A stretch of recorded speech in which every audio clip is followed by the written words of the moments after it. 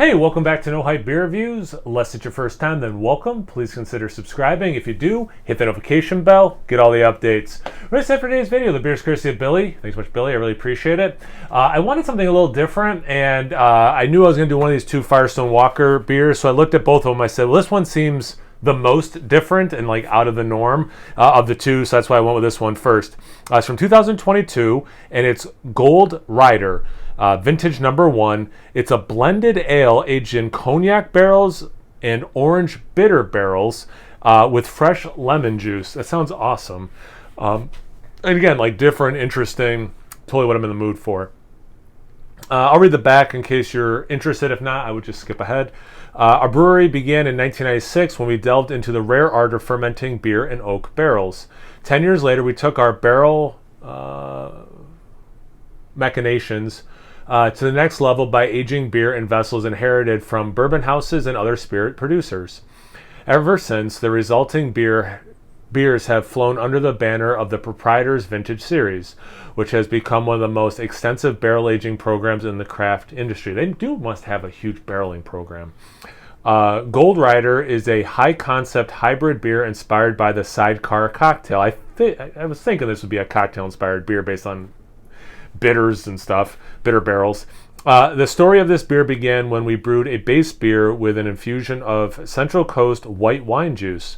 After fermentation, we aged the beer in 500-liter French cognac barrels for 2 years, with a separate portion matured in orange spirits barrels. Finally, we incorporated a touch of fresh squeezed lemon juice to elevate the experience. The result is a distinctive barrel-aged beer whose ingredients and flavors faithfully mirror the experience of enjoying a classic sidecar. Enjoy this beer now or cellar in a cool, dark place between 45 and 50 degrees. Allow it to warm up in the glass when serving. So this was right on my beer fridge, which is set at 55 degrees. It's only been outside the beer fridge. I mean, it probably took me, 60 seconds to set up the camera and sit down. So 60 seconds plus however far I am into the video is how long it's not been it's been out of the 55 degrees. So short version, it's probably like 55 and a half degrees at time of pouring and all that. But I will be continuing to enjoy this off camera, so I'm totally cool with that. If I get anything radically different in the tasting notes, I will add it in the description box below. Let's see. Yeah, nothing else I'm going to read, except for the ABV, 11%. That was the thing I was curious about. Oh, were those always yellow? Or is it just because this beer is called Gold Rider? I don't remember that being yellow. I'm going to try to take this off gently, because I want to keep that. Yeah, it came off nicely. Beer before glory, death before dishonor.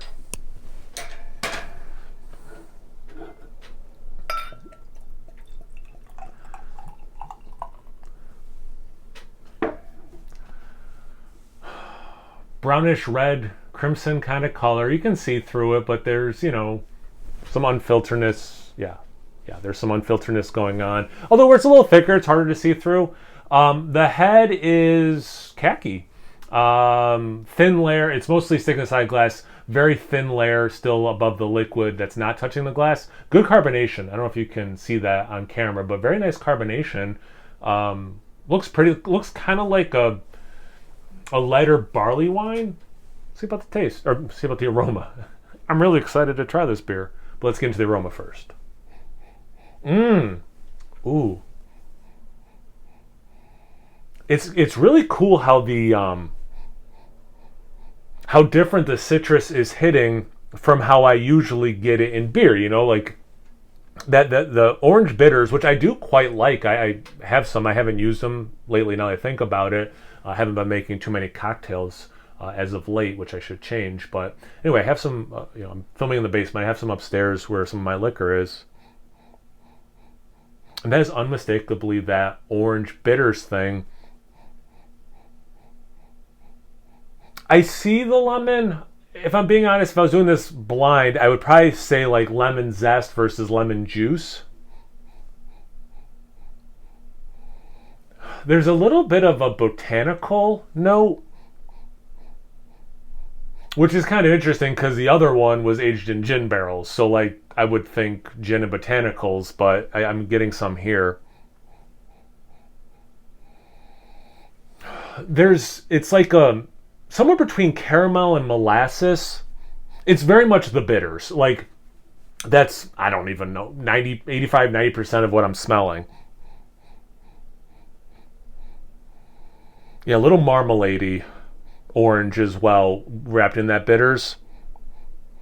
I'm really excited about the taste because this, again, it smells good, but it's mostly the bitters, which is a flavor I like. But I'm curious, like, if the taste is going to be, and this happens with aroma versus taste. I'm sure 90% of the taste is not going to be bitters, but the aroma is leading on to say that is what it's going to be. Anyway, these are a lot of words to get in the way of me trying this beer. So cheers! Thanks again, Billy. Hope you're doing well, buddy.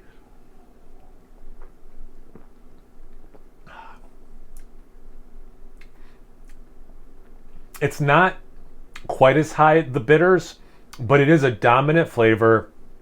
The sweetness of the base beer, really nice, works actually like really lovely with those bitters. You get that, it's more marmalade orange as well. So I'm glad I got that in the aroma too. And then it's not super molassesy, but it's more molasses than caramel. But it kind of like the aroma, it's somewhere between those two things, but it's a little closer to the marmalade.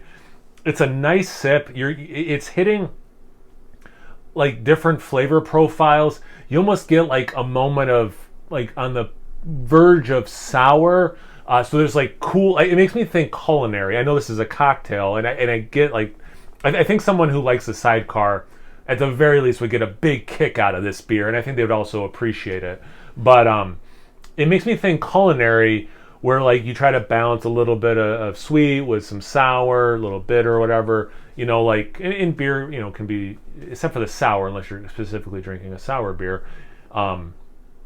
You know, that can happen in beer, but I think it makes me go more culinary. So many extra words in this review, but that's probably true of most of my reviews.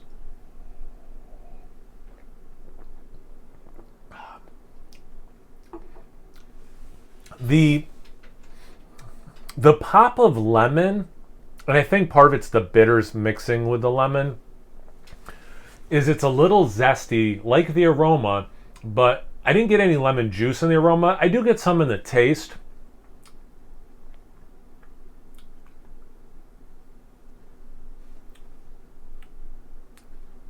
The aftertaste is quite cocktaily. It's interesting. It's cool.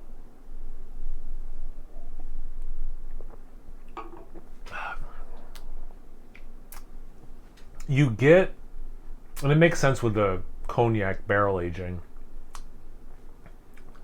Now that I've had several sips, I don't know if it's just like I'm getting used to what I'm tasting, which is allowing me to taste more things, if it's opened up more, whatever. Again, if I was doing this blind, I'd probably say something like brandy, actually, that I'm getting. But it's got to be the cognac. It's this thing that I don't drink a lot of, like I don't taste a lot of, but I recognize the taste. You know, in cognac, makes sense. I don't drink a lot of cognac, but I've had it, and it's kind of like, oh yeah, that's the taste. But yeah, if I was doing this blind, I wouldn't say apple brandy, but I'd say like a brandy note. That's how it's hitting for me. You know what?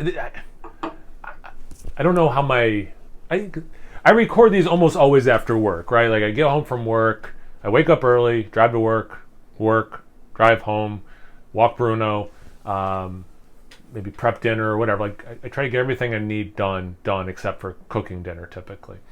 And I'm usually pretty tired by the time I do these reviews. I've used up a lot of my manic energy earlier in the day. So I don't know sometimes like if my body language or like how I'm talking accurately expresses my thoughts. So I will just explicitly state that this beer is tasty and I'm enjoying it, and going into it wanting something different. It's also different, and it being different doesn't get in the way of the taste, which I really appreciate. Sometimes it's cool to just have something that's different, and you wanted something different like I did, and it doesn't quite land as hard. I've had better beers before. I've had better cocktail-inspired beers before. I've had better beers from Firestone Walker. But it's quite tasty. So I'm really enjoying this experience. So thanks again, Billy, for sending it and giving me this opportunity. So I appreciate that. Have you guys had this beer before? Have you had any cocktail-inspired beers you want to tell me about, or actually just a cocktail, or maybe you've had a sidecar lately and you want to talk about what you thought of those flavors together versus or including what I'm saying flavor-wise in this beer? Anything, everything. Comment section below. Let's get a conversation going. Once you're done doing that, make sure you check me out on Instagram and Untappd. It's No Hype Beer Reviews at both those places. So please like, comment, subscribe, and most importantly, imbibe. Cheers, everyone.